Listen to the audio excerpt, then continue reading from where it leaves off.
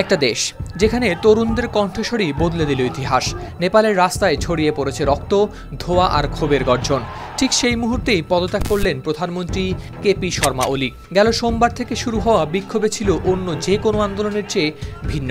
সামাজিক যোগাযোগ মাধ্যমের উপর নিষেধাজ্ঞা ও দুর্নীতির বিরুদ্ধে ক্ষুব্ধ তরুণরা কারফিউ ভেঙে নেমে আসে রাস্তায়। তাদের স্লোগান কাঁপিয়ে তোলে আকাশ, আর ভাঙচুরে কেঁপে ওঠে সংসদ ভবন, মন্ত্রীদের বাসভবন, এমনকি নেপালি কংগ্রেসের কার্যালয়ও। নেপালের সচিবালয় থেকে পাওয়া বিবৃতির বরাতে সংবাদ মাধ্যম দ্য কাঠমান্ডু পোস্ট নিশ্চিত করেছে এ তথ্য।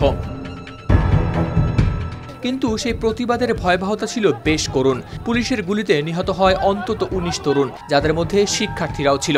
আহত হয় ৪০০-র বেশি তরুণ। ফলে প্রতিবাদের আগুনের এই আন্দোলন ছড়িয়ে পড়ে শহর থেকে শহরে। চোখে দেখা যাচ্ছিল শুধু অশ্রু, রক্ত আর হতাশা।